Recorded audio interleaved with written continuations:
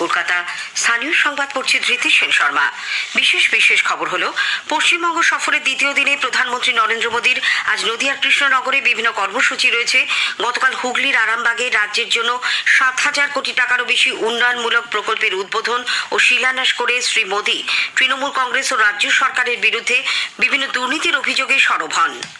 নির্বাচন কমিশন রাজনৈতিক দলগুলিকে আসন্ন লোকসভা ভোটে প্রচারের সময় আচরণবিধি সঠিকভাবে পালনের নির্দেশ দিয়েছে। রাজ্য সরকার চুক্তিভিত্তিক তৃতীয় চতুর্থ শ্রেণীর কর্মীদের বেতন বৃদ্ধির কথা ঘোষণা করেছে। কলকাতা হাইকোর্ট প্রাথমিকের ডিএলএড প্রশিক্ষণপ্রাপ্ত 39 জন চাকরি প্রার্থীকে নিয়োগের ব্যাপারে সিদ্ধান্ত গ্রহণের নির্দেশ দিয়েছে প্রাথমিক শিক্ষা পর্ষদকে। আলিপুরদুয়ারের ফালাকাটায় প্রায় 20 লক্ষ টাকার হেরোইন উদ্ধার, গ্রেপ্তার 5 জন। আসছি বিস্তারিত খবরে। পশ্চিমবঙ্গ সফরের দ্বিতীয় দিনে প্রধানমন্ত্রী নরেন্দ্র মোদীর আজ নদিয়ার কৃষ্ণনগরে বিভিন্ন কর্মসূচি রয়েছে। সকালে তিনি রেসকোর্স থেকে হেলিকপ্টারে যাবেন কৃষ্ণনগরে। সেখানে তার একাধিক প্রকল্পের উদ্বোধন ও শিলান্যাস করার কথা। এর মধ্যে রয়েছে 654 কোটি টাকা ব্যয়ে মেজিয়া তাপবিদ্যুৎ কেন্দ্রের পরিবেশ বান্ধব সালফার নির্বাপন যন্ত্র জাতির উদ্দেশ্যে উৎসর্গ করা, 1986 কোটি টাকা ব্যয়ে 4 লেন বিশিষ্ট ফারাক্কা রায়গঞ্জ 34 নম্বর জাতীয় সড়কের উদ্বোধন। এছাড়াও দামোদর মহিশিলা ও সুয়া Azimganj double line, Rampurhat Murarai 3rd line এবং আজিমগঞ্জ মুর্শিদাবাদ নতুন লাইনেরও তিনি উদ্বোধন করবেন। পরে কৃষ্ণনগরে এক সভাতেও শ্রী মোদী বক্তব্য রাখবেন। সভা শেষে তিনি হেলিকপ্টারে পানাগড়ে পৌঁছে বিহারের উদ্দেশ্যে রওনা দেবেন। উল্লেখ্য, শ্রী মোদী গতকাল রাজভবনে রাত্রিবাস করেন। সন্ধ্যায় মুখ্যমন্ত্রী মমতা ব্যানার্জি সেখানে তার সঙ্গে সাক্ষাৎ করেন। প্রায় 1 ঘন্টা তাদের মধ্যে কথাবার্তা হয়। মুখ্যমন্ত্রী অবশ্য একে সৌজন্য সাক্ষাৎ বলেই উল্লেখ করেছেন। রাজ্য সফরের প্রথম দিনে গতকাল প্রধানমন্ত্রী হুগলির আরামবাগে এক অনুষ্ঠানে 7,000 কোটি টাকারও বেশি মূল্যের উন্নয়নমূলক প্রকল্পের উদ্বোধন, শিলান্যাস ও জাতির উদ্দেশ্যে উৎসর্গ করেন। এ রাজ্যের মানুষের সক্রিয় সহযোগিতায় বিকশিত ভারত গঠনের লক্ষ্য পূরণ হবে বলে আশা প্রকাশ করেন তিনি। বিভিন্ন রেল প্রকল্পের উদ্বোধন করে শ্রী মোদী জানান, পশ্চিমবঙ্গে এবছর শুধুমাত্র রেলের উন্নয়নের জন্যই বরাদ্দ করা হয়েছে 13,000 কোটি টাকা, 2014 সালের তুলনায় যা 3 গুণ। আরামবাগের সভামঞ্চ থেকে নরেন্দ্র মোদী পিএম আবাস যোজনা, আয়ুষ্মান ভারত, কিষাণ সম্মান নিধি সহ বিভিন্ন কেন্দ্রীয় প্রকল্প রূপায়ণে রাজ্য সরকারের বিরুদ্ধে বাধা সৃষ্টির অভিযোগ করে বলেন, তৃণমূল কংগ্রেস সরকার কখনোই মানুষের কল্যাণের কথা ভাবে না। তার দাবি, পিএম আবাস যোজনা প্রকল্পে কেন্দ্র এ রাজ্যের জন্য বিপুল অর্থ বরাদ্দ করলেও রাজ্য সরকারের বাধার ফলে গরিব মানুষ পাকা ঘরের স্বপ্ন থেকে বঞ্চিত হচ্ছেন। पश्चिम बंगाल के गरीब परिवारों के लिए भी केंद्र की भाजपा सरकार ने 45 लाख घर हमने स्वीकृत किए हैं। इसके लिए 42,000 करोड़ रुपए रिलीज किए गए हैं। लेकिन बंगाल में राज्य सरकार गरीबों के घर बनाने के लिए तेजी से काम नहीं कर रही, अड़ंगे डाल रही है, रुकावटें पैदा कर रही है। সন্দেশখালীর ঘটনার জন্য পশ্চিমবঙ্গ সরকার ও শাসক তৃণমূল কংগ্রেসকেই দায়ী করে প্রধানমন্ত্রী বলেন, সেখানে মহিলাদের সঙ্গে যা ঘটেছে তার সমস্ত অপরাধের সীমা লঙ্ঘন করেছে। অত্যাচারিত মহিলারা মুখ্যমন্ত্রীর কাছে আশ্রয় চাইতে গেলেও তারা তা পাননি। বিজেপি মহিলাদের জন্য লাগাতার লড়াই করেছে, মারও খেয়েছে। অবশেষে তাদের চাপেই গ্রেপ্তার হয়েছে অভিযুক্ত তৃণমূল কংগ্রেস নেতা। শাসক দলের নেতাদের বিরুদ্ধে দুর্নীতির অভিযোগ তুলে প্রধানমন্ত্রী বলেন, পশ্চিমবঙ্গ ভ্রষ্টাচারের নতুন মডেলে পরিণত হয়েছে। टीएमसी के मंत्रियों के घर से नोटों के ढेर निकल रहे हैं, नोटों के ढेर। और ऊपर से यहाँ की सरकार केंद्रीय जांच एजेंसियों को भी जांच करने से रोकने के लिए हर हथकंडा अपना रही है। यहाँ के मुख्यमंत्री भ्रष्टाचारियों को बचाने के लिए धरने पर बैठ जाती है। टीएमसी चाहती है कि केंद्र की योजनाओं भी उनको खुली लूट करने का मौका मिले। এদিকে তৃণমূল কংগ্রেস দুর্নীতিগ্রস্ত দল বলে প্রধানমন্ত্রী যে অভিযোগ করেছেন তার সমালোচনা করেছেন দলের নেত্রী রাজ্যের মন্ত্রী শশী পাঁজা।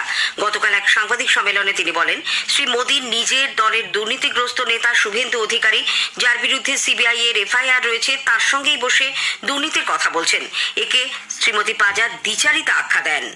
तृणमूल कांग्रेस भ्रष्टाचार के संग लिप्त है आपने बहुत कुछ कहा, लेकिन हम लोग भी उस सवाल जो सुबह कर रहे थे उसमें यह भी था कि भ्रष्टाचार के वजह से जो सीबीआई में जिसके नाम पे एफआईआर दर्ज है वो है शुभेंदु अधिकारी। थे वो जो तृणमूल कांग्रेस में, लेकिन भाजपा के वॉशिंग मशीन जाने के बाद वो भ्रष्टाचार मुक्त हो गए।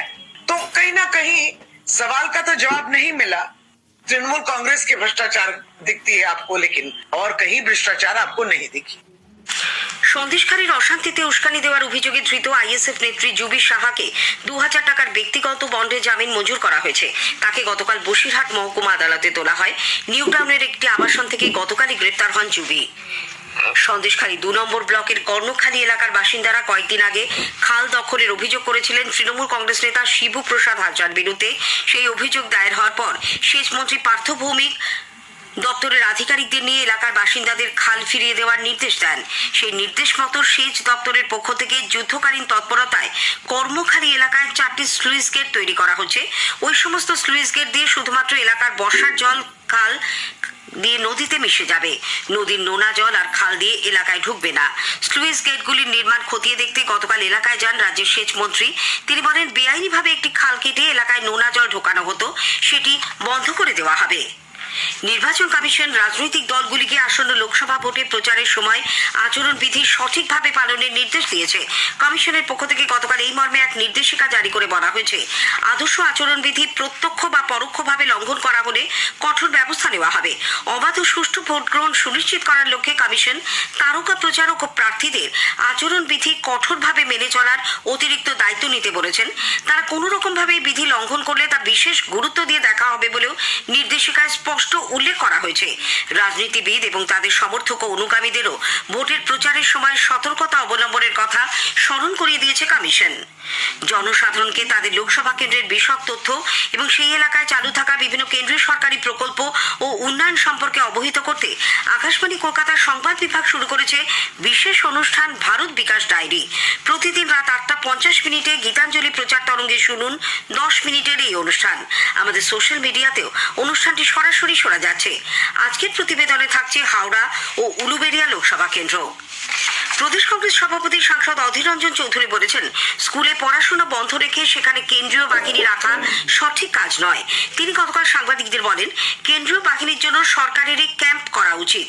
এ ব্যাপারে তিনি কেন্দ্রীয় বাহিনী ও নির্বাচন কমিশনের দৃষ্টি আকর্ষণ করবেন। আমি তো দিল্লির কেন্দ্রীয় বাহিনীকে এই ব্যাপারে সতর্ক থাকতে বলবো। আমি নিজেও সেন্ট্রাল ইলেকশন কমিশনের দৃষ্টি আকর্ষণ করবো, কারণ সেন্ট্রাল ফোর্সকে নানাভাবে প্রলোভিত করবার চেষ্টা তৃণমূল শুরু করে দেবে। তাদের পয়সার অভাব নাই, চুরি করার টাকা খরচ করে তৃণমূলের সাধারণ ফৌজকে, সাধারণ বাহিনী যারা সদস্য তাদেরকে প্রলোভিত করবার, মিথ্যা কথা বলে বিভ্রান্ত করবার আপনার তারা চেষ্টা করবে। কারণ তাদের হাতে পুলিশটা আছে, পুলিশটা নিচে থাকবে, এটা যেন আমরা ভুলে না যাই। সিপিআইএম কেন্দ্রীয় কমিটির সদস্য সুজন চক্রবর্তীও একই মত পোষণ করেছেন। রাজ্য প্রশাসনে, নির্বাচন কমিশনে অবিলম্বে ব্যবস্থা করা উচিত যেন স্কুল লেখাপড়াকে 12টা বাজতে না হয়। আবারও যেন স্কুল ক্ষতিগ্রস্ত করে বন্ধ করে এসব ব্যবস্থাপনা না হয়, নির্বাচন কমিশনকে সেটাই ইনশিওর করতে হবে। স্থানীয় সংবাদ শুনছেন আকাশবাণী কলকাতা কেন্দ্র থেকে। রাজ্য সরকার চুক্তিভিত্তিক তৃতীয় ও চতুর্থ শ্রেণীর কর্মীদের বেতন বৃদ্ধির কথা ঘোষণা করেছে। আগামী 1 এপ্রিল থেকে তা কার্যকর হবে। অর্থ দপ্তর থেকে গতকাল এই মর্মে এক নির্দেশিকা জারি করে বলা হয়েছে, তৃতীয় শ্রেণীর কর্মীরা কাজে যোগ দিলেই মাসে বেতন পাবেন 17,000 টাকা। তাদের বার্ষিক বৃদ্ধি হবে 600 টাকা। কাজের মেয়াদ 5, 10, 15 ও 20 বছর হলে বেতনের পরিমাণও আনুপাতিক হারে বাড়বে। প্রতি বছর 1 জুলাই বেতন বৃদ্ধি হবে। অন্যদিকে চতুর্থ শ্রেণীর কর্মীরা কাজে যোগ দিলে মাসে পাবেন 15,000 এবং বছরে বাড়বে 500 টাকা করেও।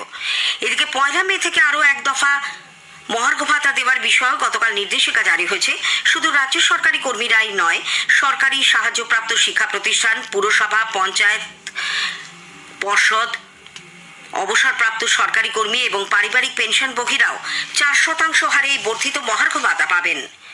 বকেয়া ডিএ মেটানো, অস্থায়ী কর্মীদের স্থায়ীকরণ সহ একাধিক দাবিতে রাজ্য সরকারি কর্মচারীদের যুগ্ম সংগঠন সংগ্রামী যৌথ মঞ্চ আগামীকাল কলকাতার রানী রাসমণি রোডে এক সমাবেশের আয়োজন করবে।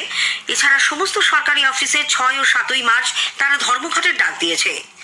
কলকাতা হাইকোর্ট প্রাথমিকে ডিএলএড প্রশিক্ষণপ্রাপ্ত 39 জন চাকরি প্রার্থীর নিয়োগের ব্যাপারে প্রাথমিক শিক্ষা পর্ষদকে সিদ্ধান্ত গ্রহণের নির্দেশ দিয়েছে। বিচারপতি রাজশেখর মান্থা গতকাল এই মামলায় নির্দেশ দেন, ডিএলএড প্রশিক্ষণপ্রাপ্তদের জন্য নতুন প্যানেল তৈরি করতে হবে, প্রশিক্ষণের শংসাপত্র যাচাই করতে হবে।